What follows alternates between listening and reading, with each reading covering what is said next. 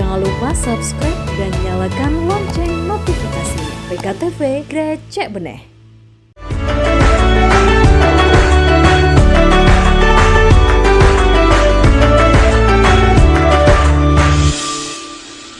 Bismillahirrahmanirrahim. Assalamualaikum warahmatullahi wabarakatuh. Alhamdulillahirabbil alamin. Assalatu wassalamu ala asrofil anbiya'i wal mursalin wa ala alihi wa sahbihi ajmain amma ba'du. Pemirsa PKTV dimanapun berada, semoga senantiasa dalam keadaan baik dan juga sehat, karena di cuaca saat ini akan sangat rentan dan juga rawan untuk kemudian berbagai macam penyakit dapat menyerang tubuh kita. Sehingga penting untuk kemudian kita senantiasa menjaga imun dan juga iman tentunya. Sebelumnya saya ingin menyapa pemirsa PKTV yang berada di Samarinda, Sangatta dan juga Tenggarong, semoga selalu dalam keadaan baik. Ya baik pemirsa, hari ini di Syiar Ramadan, program yang khusus didedikasikan oleh UPZ Basnas Pupuk Kalimantan Timur sebagai wadah sharing dan juga caring terkait dengan dunia perzakatan. Hari ini spesifik kita akan membahas terkait dengan ATM beras. Dan di tengah-tengah kita sekarang ini telah hadir narasumber. Sebelah kiri saya ada Bapak Hajar Bukhori selaku Amilin dari UPZ Basnas Pupuk Kalimantan Timur. Assalamualaikum Pak Hajar. Waalaikumsalam warahmatullahi wabarakatuh. Baik, kita bergeser ke sebelah kiri ada Bapak Nur Sahid selaku Ketua dari UPZ Basnas Pupuk Kalimantan Timur. Assalamualaikum Bapak. Waalaikumsalam warahmatullahi wabarakatuh. Kemudian di sebelahnya lagi ada Bapak Safri Effendi selaku BPUI dari PKT. Assalamualaikum Bapak Safri. Waalaikumsalam warahmatullahi wabarakatuh. Ya baik, dan di sebelahnya lagi ada salah satu mustahik penerima zakat yakni Bapak Anjar. Assalamualaikum Bapak. Waalaikumsalam.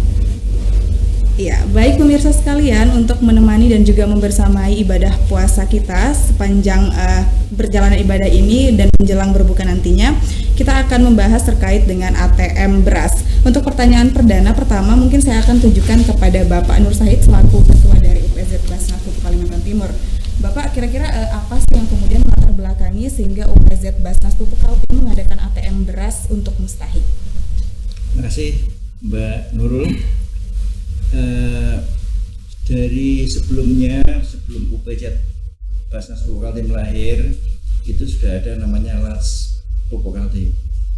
Las Pupuk Kaltim waktu itu juga sudah sering mendistribusikan sembako, beras, sehingga begitu UPZ Pupuk Kaltim lahir, kita meneruskan dengan hal-hal yang sudah baik dilakukan oleh Las Pupuk Kaltim. Hanya yang membedakan kalau dulu metodenya. Kalau dulu diberikan secara manual, dan untuk UPZ ini karena sudah ada mesin ATM, akhirnya kita mengadakan mesin ATM beras, di mana mesin ATM ini kita setting sekali tapping 3 liter atau 2,6 kg. ATM beras ini sebenarnya adalah ditemukan oleh adik kita dari alumni Teknik Elektro ITB, dan kemudian tahun 2016 ATM ini sudah bisa diaplikasikan, dan kita tahun 2020 kemarin membeli 2 unit. Dengan adanya ATM 2 unit ini, satu kita letakkan di Masjid Al-Mubarakah dan satu kita letakkan di Masjid Baitur Rahman. Kalau kita melihat Pupuk Kaltim itu memproduksi pupuk urea.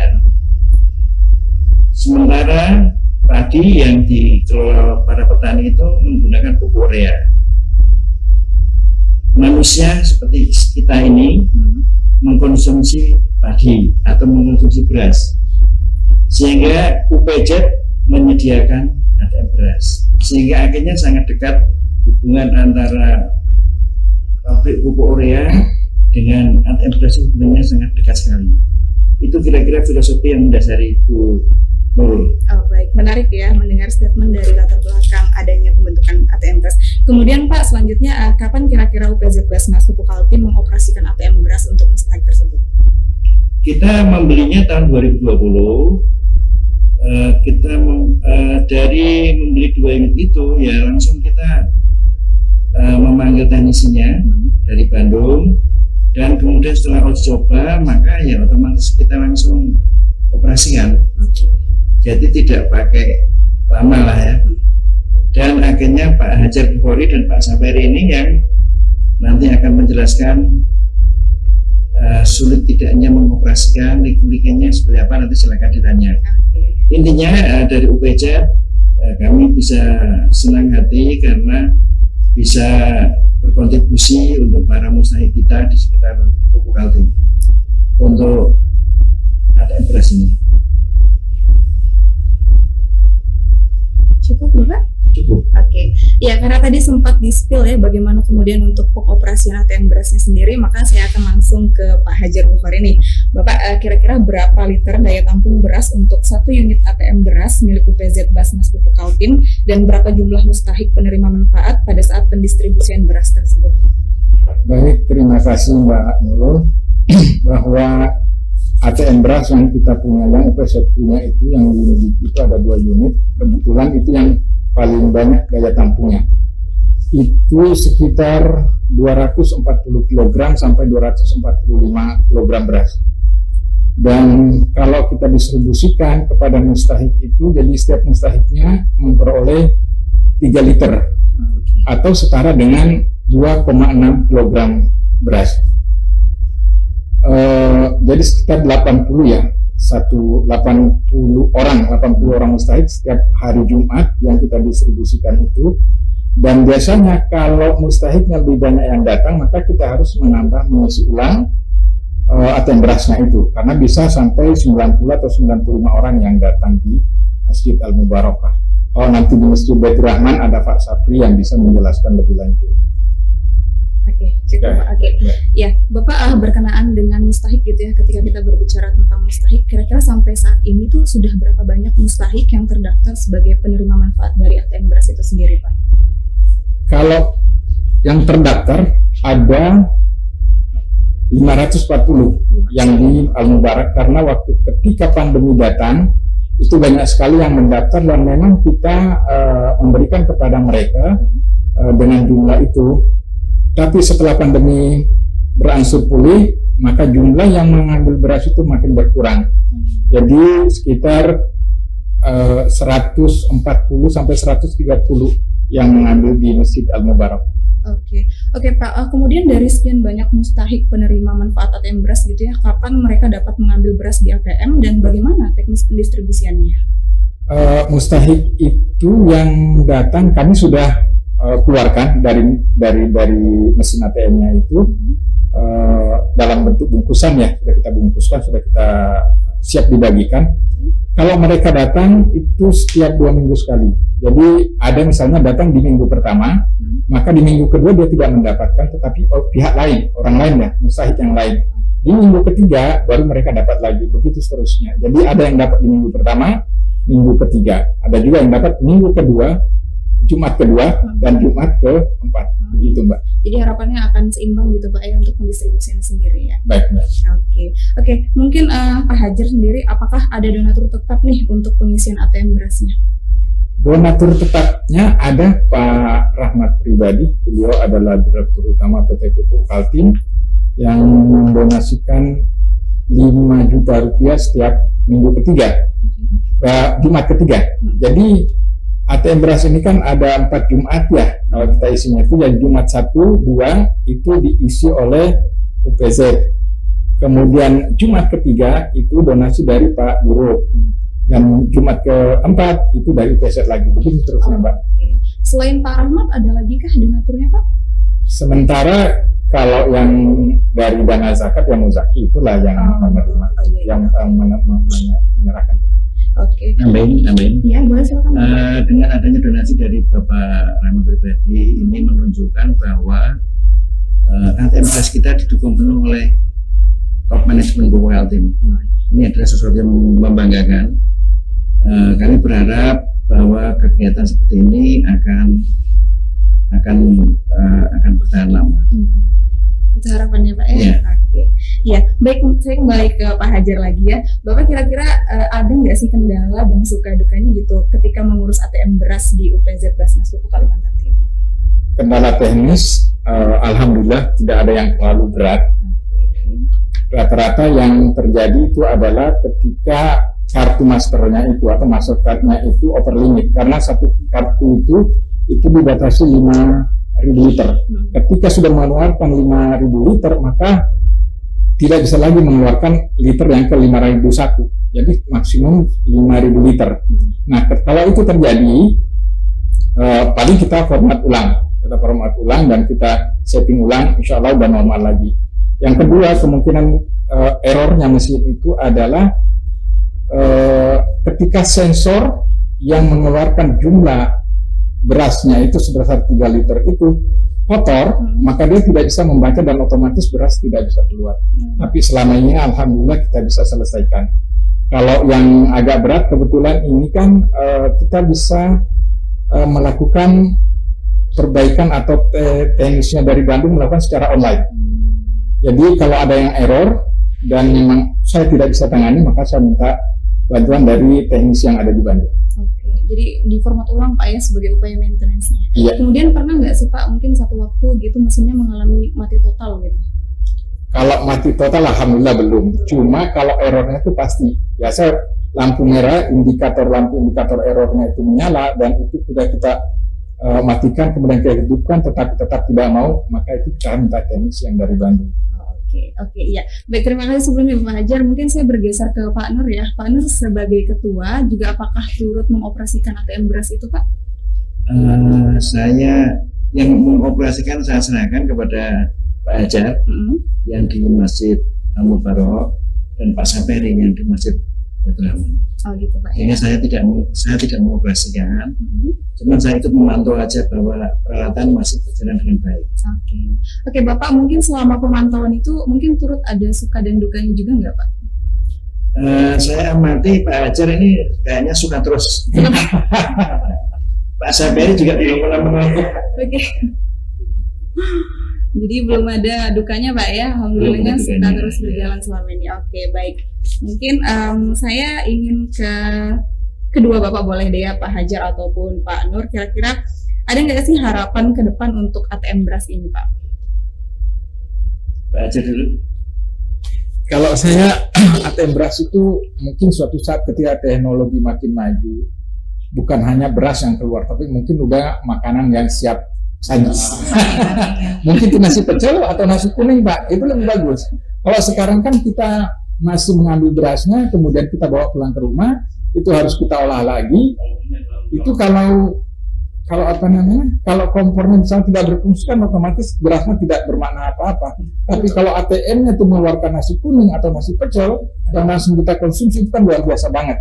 Itu harapan saya ke depan. Yang pertama, yang kedua, saya mengharapkan ada donatur tetap yang lain sehingga penerima manfaatnya lebih banyak Pak. Itu aja. Terima kasih Mbak.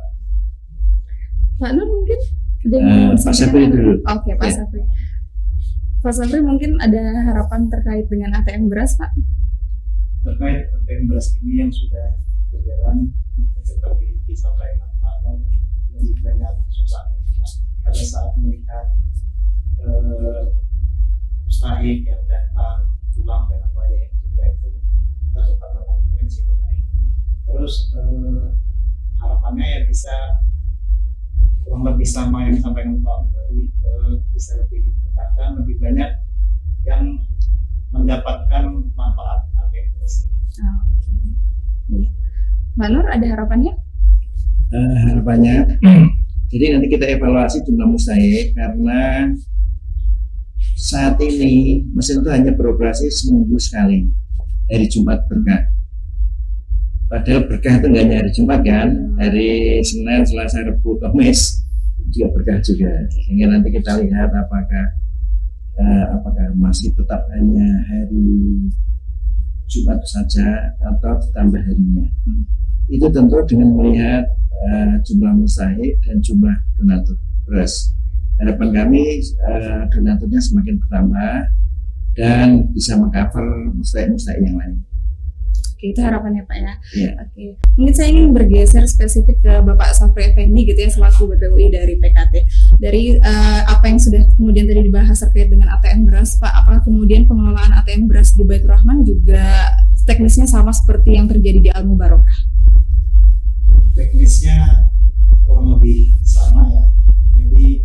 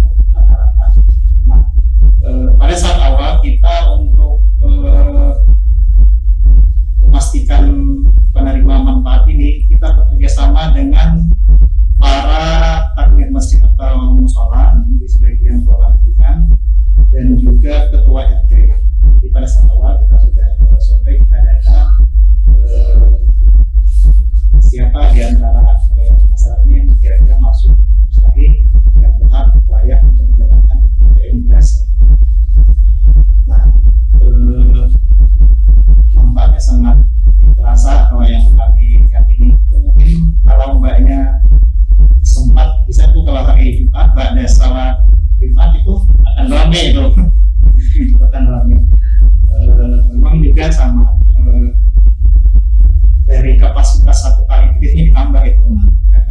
Jadi kita masukkan duluan, memang kita akan bungkus terlebih dahulu sehingga mempercepat, jadi orang datang nggak sampai kulit menunggu.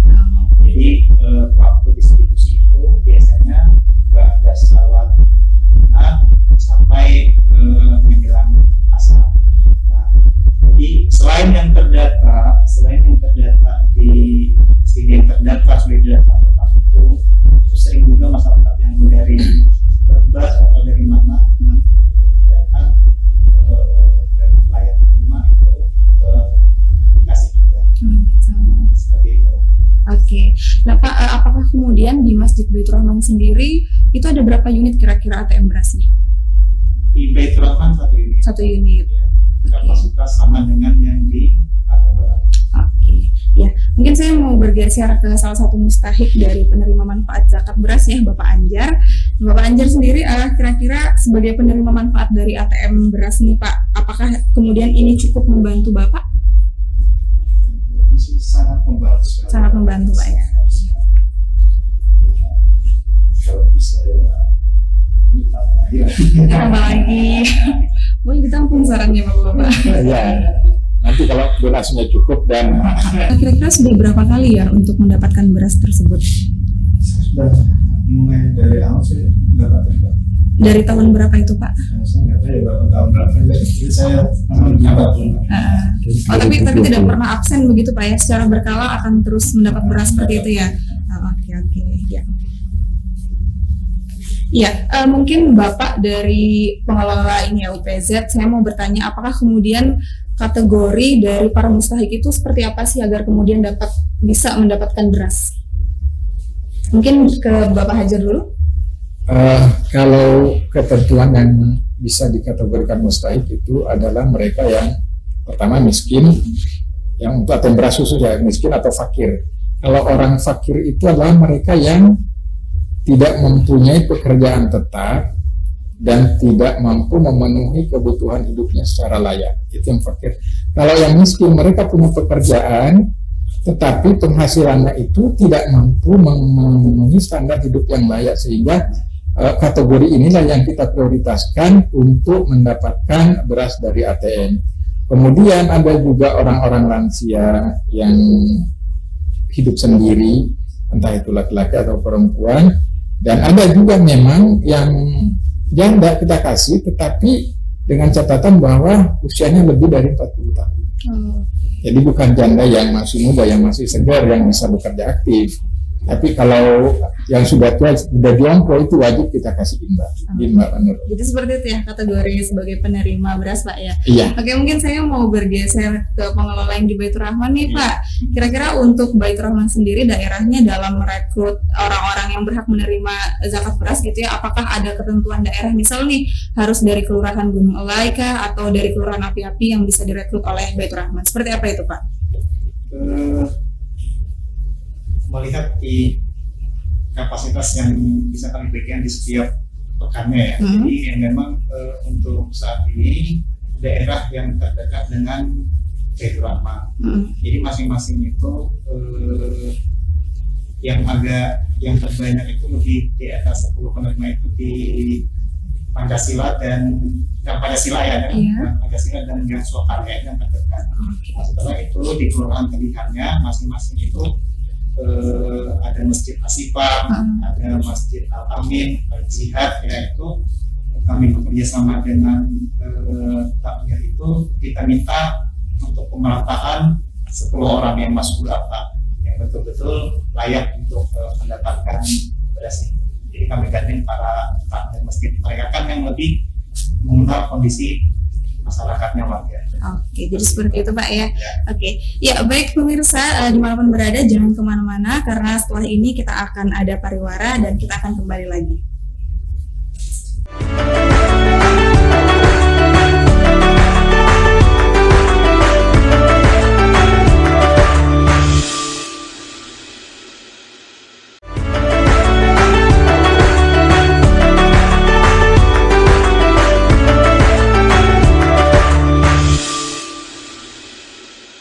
Pemirsa Pemirsa, kembali lagi bersama kami di Syiar Ramadan. Baik, melanjutkan dari statement yang disampaikan oleh Bapak Safri Effendi tadi terkait dengan kelurahan mana saja yang kemudian berhak untuk menerima beras. Lantas kemudian Pak, saya ingin bertanya, apakah kemudian di luar dari kelurahan yang Bapak sebutkan tadi memungkinkan untuk kemudian mendapatkan beras juga? Ini sudah terjadi ya. Jadi memang tadi seperti disampaikan yang sudah terdata ibaratnya penerima tetap itu memang yang sudah mendapat kartu, ya, ada kartunya. Jadi yang sudah mendapat tetap itu adalah yang terdata di sekitar dari kelurahan Belitung, kelurahan Bagian, dan juga di luar kelurahan itu memang penerima tidak tetap lah istilahnya. Pada saat datang ke masjid menyampaikan bahwa di rumahnya tidak ada beras itu belum pernah kami tolak, belum pernah pulang dengan hak kosong itu. Berarti berpeluang juga untuk hal-hal insidental begitu Pak ya? Untuk hal-hal insidental berpeluang. Oke, ya mungkin saya mau ke Bapak Anjar nih. Pak Anjar, mungkin ada nggak sih harapannya ketika kemudian diberikan beras gitu ya, apa yang kemudian perlu untuk ditambahkan atau bahkan mungkin dikurangkan nih Pak?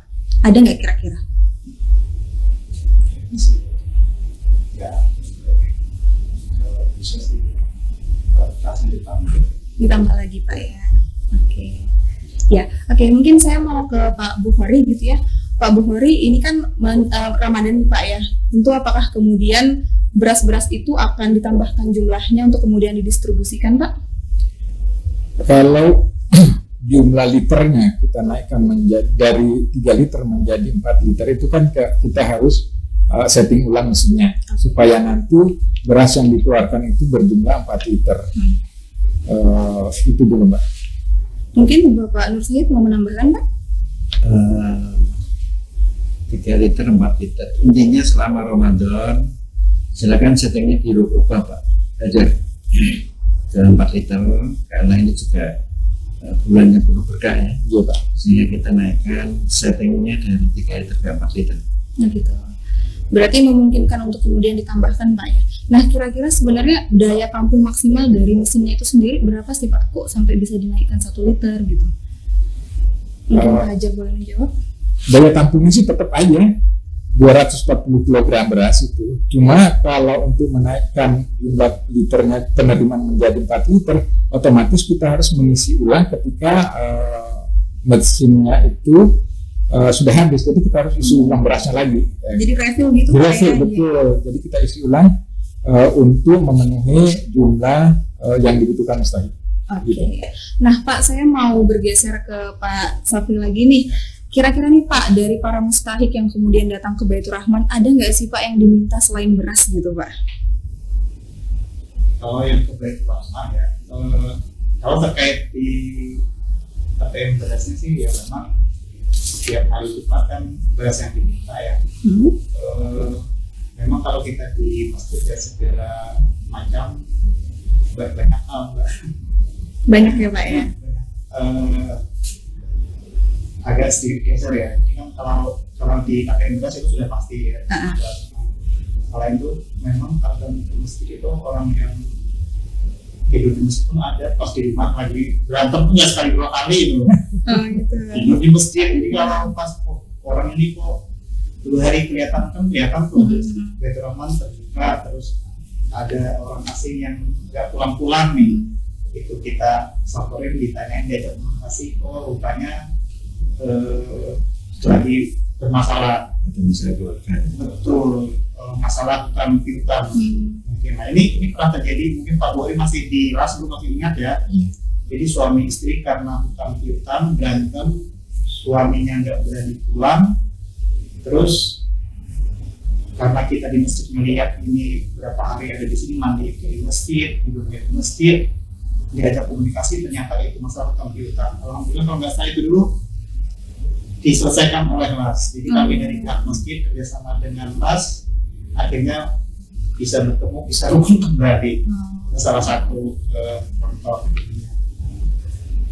Oke. Nah Pak, mungkin kira-kira nih dari mustahik yang meminta beras gitu, ada nggak sih yang pernah meminta untuk ditukarkan mentahan aja gitu uang? Berasnya ditukar uang gitu Pak, ada nggak Pak? Kalau itu belum ada. Belum ada. Saat ini apakah karena mereka memang udah tahu ya dari awalnya judulnya ATM beras nih, kebutuhan beras, jadi sampai saat ini belum ada. Begitu Pak ya. Oke. Ya, mungkin ke Bapak Anjar ya sekarang. Bapak Anjar, apakah Bapak sudah memiliki kartu ATM beras, Pak? Mulai pertama itu saya sudah dapatkan. Sudah dapat. Oke. Sampai sekarang tetap Masih beroperasi Pak ya. Oke. Kemudian Pak, untuk pengambilan berasnya sendiri biasanya Bapak lakukan secara individu atau melalui perantara? individu. Individu ya. Setiap 2 minggu sekali saya datang. Memang saya mesti rencana sudah berapa. Jadi ya minggu sebentar baru kita mengambil berasnya. Oke, mungkin dari Pak Safi boleh dijawab nih ya. Tadi kan saya sempat menanyakan ke Pak Anjar apakah diambil secara individu atau perantara. Kira-kira memungkinkan nggak sih Pak untuk beras itu diambil secara perantara Pak? Memungkinkan. Memungkinkan. Memang ada beberapa. Jadi kan karena kami sudah ada data. Jadi setiap Jumat itu untuk yang data penerima itu kita terbitkan ya. Nah, jadi di kertas itu sudah ada daftar namanya, sehingga pada saat orang itu datang pasti dibawa kartu ya, dibawa kartu di lingkungannya, nanti akan dicoteng atau dibolongin itu bahwa dia sebagai penerima. Itu ada yang 1 orang bisa membawakan tetangganya bisa sampai 4 atau 5, karena kan usaha kita memang ada yang tua, yang jompo, yang sakit, yang nggak bisa datang secara langsung sehingga diwakilkan. Tapi itu terpantau terdekat. Gitu Pak ya. Oke. Kalau dari Pak Hajar sendiri Pak, untuk UTZ-PKT apakah juga memungkinkan diambil secara perantara? Betul. Jadi tidak semua penerima manfaat dari beras ATM itu bisa datang langsung, Mbak. Karena kalau mereka misalnya yang tinggal di Bontang Baru, tinggal di Api-Api, tidak bisa naik kendaraan, tidak mampu berkendara dengan baik, atau memang dia sudah uzur dan jompo, otomatis dia akan minta tolong ke tetangganya yang kebetulan punya kendaraan yang bisa mengambil ATM, mengambil beras di ATM di Al-Mubarak.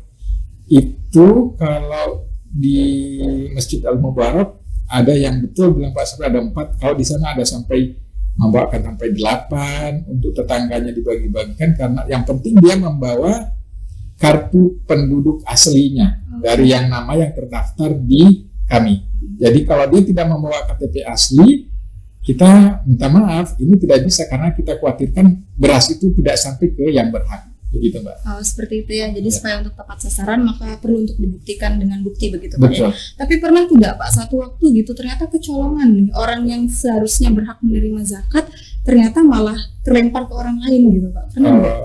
Kemungkinan itu terjadi karena sebelumnya itu saya dan teman-teman di Masjid Abu Marok cukup menggunakan fotokopi KTP, tapi saya merasa bahwa sesuatu sepertinya ada yang tidak beres. Jadi waktu sejak itu saya bilang mulai bulan Februari kemarin pengambilan beras harus menggunakan KTP yang namanya tercantum di daftar kami, dan itu KTP-nya yang asli bukan fotokopi. Dan memang ada orang yang dulu sering menggunakan KTP fotokopi itu, ketika diberlakukan menggunakan KTP asli tidak pernah datang lagi. Nah itu kemungkinan kita bukannya menuduh, tapi kemungkinan memang itu terjadi sesuatu yang tidak sampai kepada yang berhak. Oke. Pak Safri, kalau di Baitur Rahman sendiri nih, semisal terjadi kecolongan tadi, apa kemudian upaya represif yang dilakukan? Insya Allah kalau di tempat kami ya, kalau kecolongan dari yang sudah terdaftar itu sebenarnya agak kecil kemungkinannya, karena tadi dari awal kami sudah bekerja sama dengan para pamir masjid dan ketua RT, dan dari Baitur Rahman sendiri kita kan ada relawan itu yang memantau. Jadi dari awal ada 4 orang itu, jadi kalau daerah kita kan banyak titik. Kalau 240 itu mungkin di atas 10 titik itu, ibarat titik di 1 titik misalkan dari tiket soalnya ada 15-an, di sini ada 10, di sini ada 10, kan banyak tuh. Karena mereka sudah kita bagikan kartu, terus datang bawa itu insya Allah aman. Kita untuk kecolongan itu sangat kecil. Oke. Nah kemudian nih Pak, misal dari kelurahan, anggaplah kita katakan Belimbing gitu ya, sudah mengambil di Baitur Rahman, dan juga kemudian ternyata dia juga sudah dapat nih di Al Mubarak, pernah tidak terjadi seperti itu Pak? Kita sudah bagi wilayah ya, kalau pas ini kita kan prospek sama main sih belum ada yang ketemu. Gitu. Ada yang ketemu yang dia ngambil di Baitur Rahman, dia ngambil juga di Al Mubarak, karena kita perkara ada prospek data. Gitu Pak ya. Oke, ya mungkin dari Pak Nur sendiri kira-kira ada harapan tidak sih supaya pengawasannya lebih ditingkatkan atau seperti apa Pak? Itulah kenapa ada dialog hari ini antara Pak Ajeng Polri dan Pak Saperi bisa ketemu satu meja.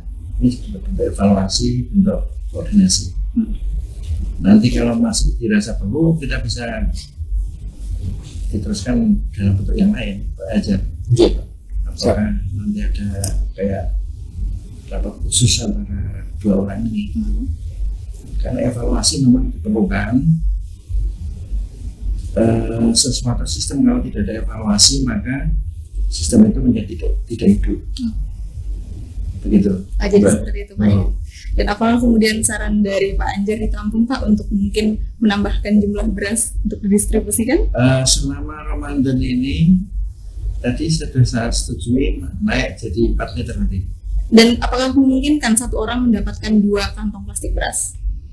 Itu harus usulan dari kedua ini. Gitu Pak ya. Ya. Oke.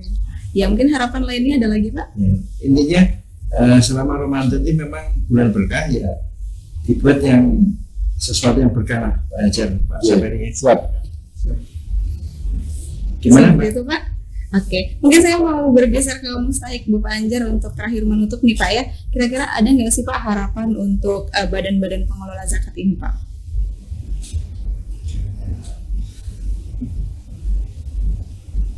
Gak ada. Nggak ada harapan, itu aja Pak ya, berasnya ditambah kalau bisa gitu Pak ya. Pemirsa PKTV dimanapun berada, barangkali demikian dialog kita pada hari ini. Tetap saksikan channel YouTube ini dan wassalamualaikum warahmatullahi wabarakatuh. Waalaikumsalam warahmatullahi wabarakatuh.